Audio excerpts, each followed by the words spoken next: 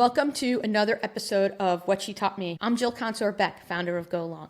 I've spent the past few months navigating my mother's healthcare crisis from Seattle while trying to assist my sister and my dad back in New York. And in the middle of it all, I started having lots of conversations with mostly women and some men about how our mothers shaped us, how we show up, what we carry, and perhaps what we've had to unlearn. What She Taught Me is a series of honest conversations about that influence, good, bad, and everything in between.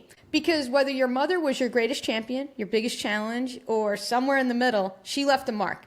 And that mark is still showing up in you today, whether you want to believe it or not. Let's get into it. I'm here with Danielle Hughes. We go way back, like Hebrew school, way back. And we did not even coordinate our outfits with the black t-shirts and caps and glasses, but here we are. So Danielle, welcome to the show. Thank you so much. Excited to be here. It's so funny that you say Hebrew school because I think high school, but I guess it really was Hebrew school. But like it feels, I always say you're my high school friend, even though you're probably more my Hebrew school friend. So. Yeah, I mean, it was more about Massapequa High School. The one thing we can do is thank Facebook for bringing us back together. Thank Facebook and the New York Giants. And the New York Giants. Yeah, forever, for better or for worse.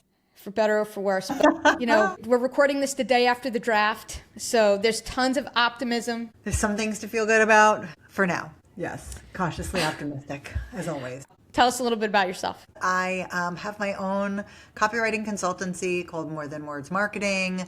Essentially what I do is I help people turn their personality into a competitive advantage. I help you figure out how to show up authentically on LinkedIn and in professional spaces so that you can be yourself and find the right opportunities. And I am a mom to a college junior, which is crazy. Single mom. I live in Queens, avid CrossFitter, as Jill knows, and less so avid, but still wine aficionado and drinker as well. So we've talked many about travel, CrossFit, wine, food, all the things that make life nice. We do a lot of this with our friend Raz, also from Massapequa, and fellow Giants fan.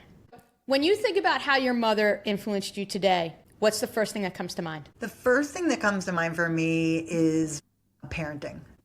So my mom was a fairly strict parent growing up. I probably hated much of it. There was definitely moments that she even knows about where I'm like behind the stairwell going like, like as a teenager, just like a total fuck you. I'm so angry. And, I don't think I ever said I hated her, but I would probably do it in secret. And then somehow when I had my own child, I wanted to parent like she did because I felt she understood how to be the parent and not the friend. I just felt that was what was needed, even though she would hit us and things like that. And I never did that. And that's not my style.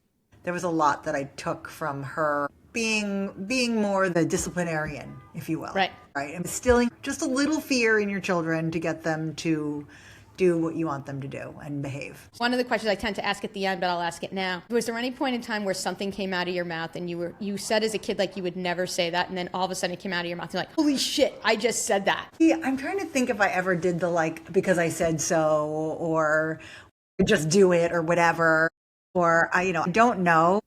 I've really resisted trying to do any of those nonsense platitudes that we've heard from our parent, but I'm sure that I did or said something or even many things that I was like, oh my God, I cannot believe I just said that.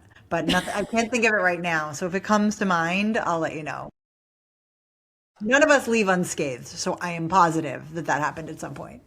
Yeah. What did she model for you intentionally or not? You talked about the disciplinarian type of aspect of things. My mom got her degree when we were kids. She went back to school and worked at night and then worked during the day to put herself through school, and then had a heavy part-time job. She's a dental hygienist.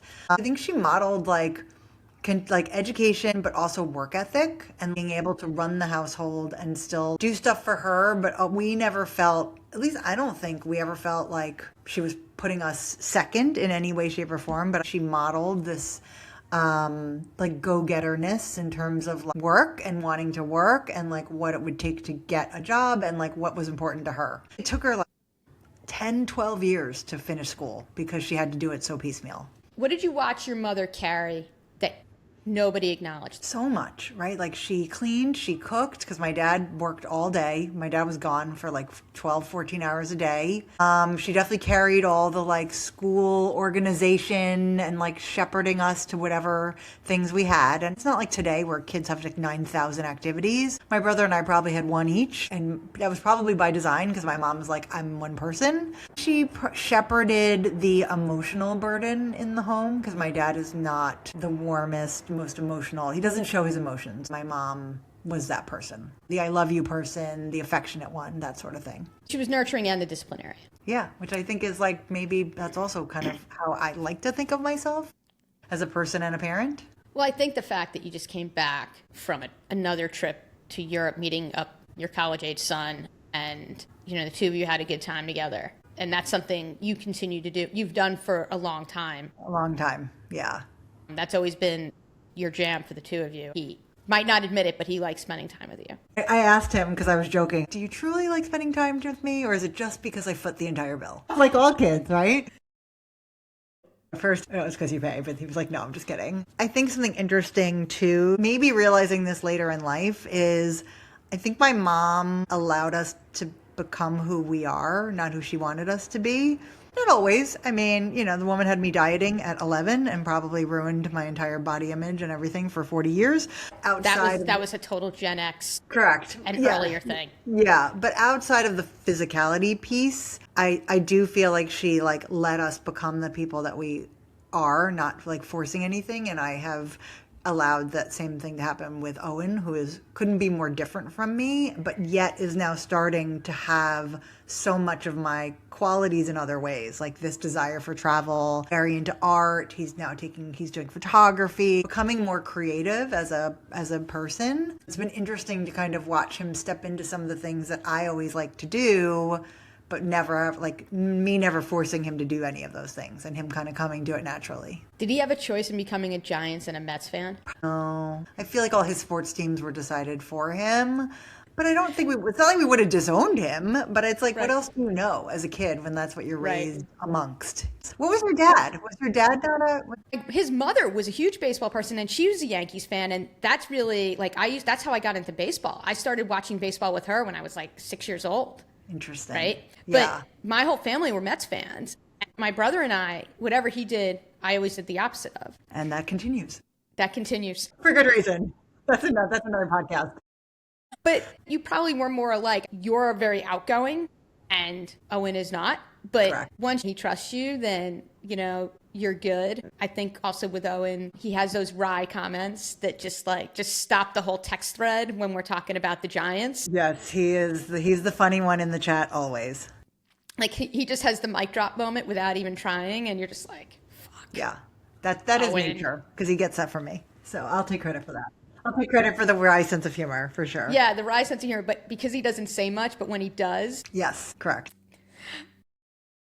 With your mom, she was balancing a lot. Going to school, raising two kids, having a part-time job, managing the whole household, all of the things. Did she ever ask for help, and how did that impact you in terms of when you reached that age? Not that I would ever see. My parents went out every Saturday night, so we always had a babysitter. There was some time to prioritize for that. We did end up having a sitter when we came home after school sometimes when she was working. She didn't necessarily ask for help, but she had went out and gotten help so that she didn't have to be around as much and she could do all of it. Then we'd have a woman that came and took care of us for a week when my parents went away. So that was interesting too. So it's not the asking necessarily, but I do feel like she had people around to support her. We spent a lot of time with my aunt and my cousins. My grandparents were all close. But my Nana literally said this to my mom at some point: I raised my kids, I'm not raising yours. I was never going to volunteer to babysit or whatever. When Owen was born, my mom every Friday I worked from home on Fridays, 20 years ago when this wasn't a thing. Every Friday she showed up to take care of him. They would take him overnight all the time because her philosophy was so different.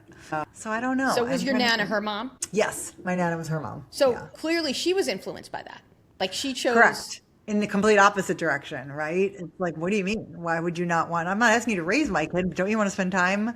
And we spent a ton of time, my grandparents, and they eventually moved to Florida, like all the Jews, and went down there to visit them.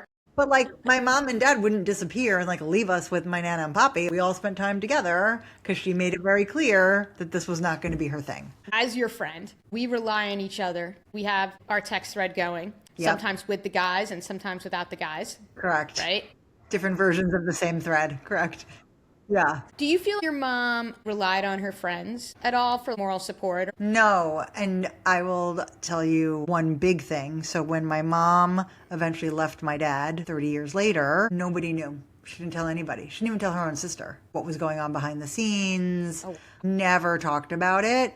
I think there's a couple reasons. Number one, I think if you have a spouse, you never really want to talk poorly about the spouse to the people you're close to, because if things turn around, you never want that negative lens to be in the back of people's minds. So I think it's very hard to talk about things like that with the people you're close to. I think she did seek out a therapist at some point over the years and even later in life. So I think she ended up getting some help in that way, shape, or form.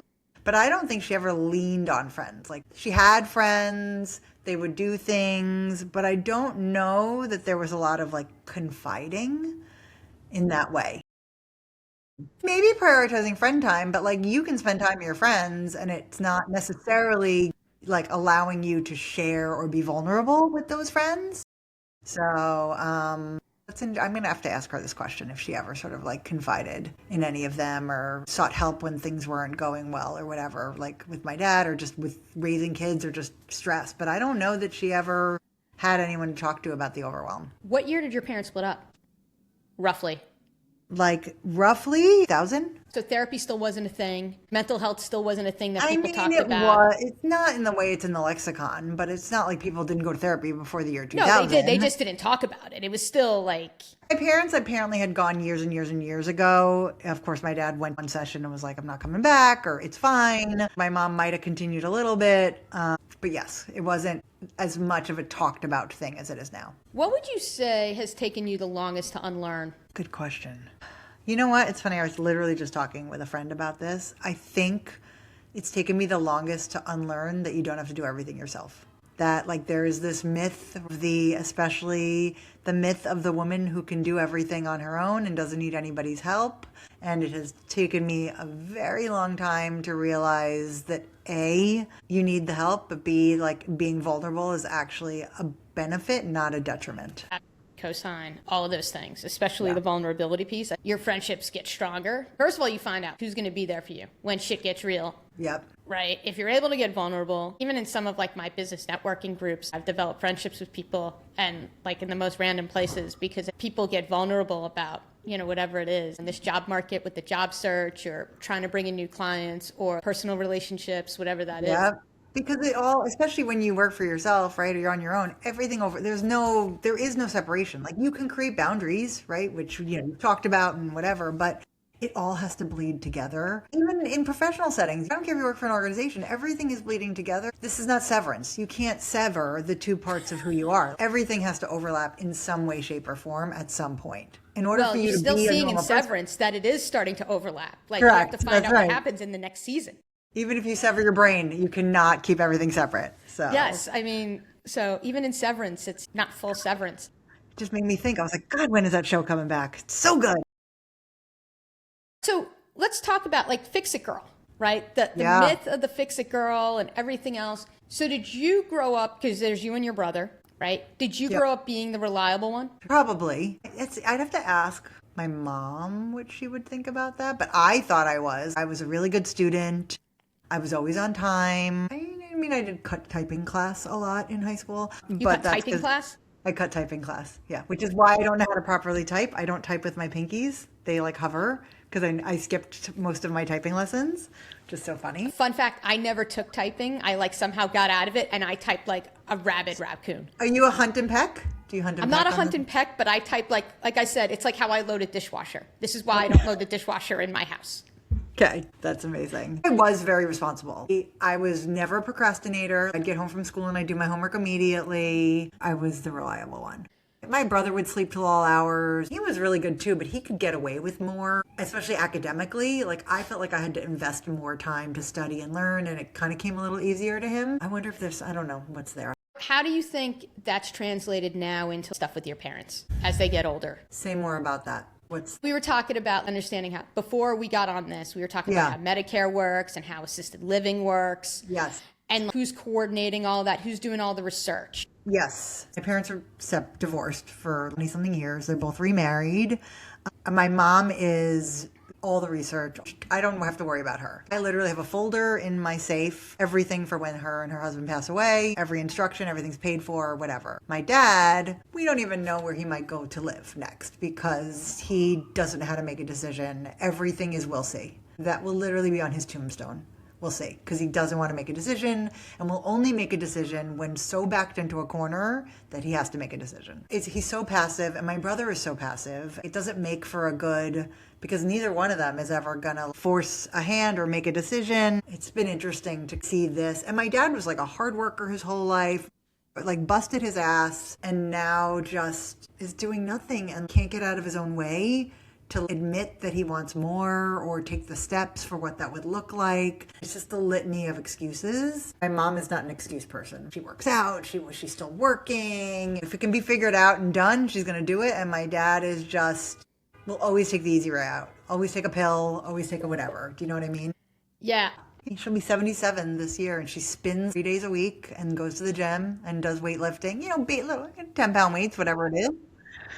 She goes over early to reserve her spin bike. That's how dedicated, like literally. Has to have her bike. She's got the whole setup. She's got the clip-in shoes. This is a thing. And she's able to navigate the clip-in shoes at 77. Yep. As someone who uses a Peloton, like the clip-in shoes can be like a thing. Yeah, she's very, very into the fitness. And her husband go walking multiple nights a week. So very important to her to stay fit. But going back to your dad and your brother, it's one of those things where do you think you're going to get caught holding the bag when your dad gets into a situation? I wouldn't say caught holding the bag. I definitely did a ton when my dad got sick like a year and a half ago, which we have to get into. It was all on me because I was like, same thing as you. I was here. So I had to do the brunt of it and coordinate and research. And my brother can do some stuff from a distance, but I was the one who was visiting every single day and going out there and da-da-da-da. And then moving my dad to go live with my brother, now it's been the switcheroo where it's really been on him, quote unquote, for the past almost year.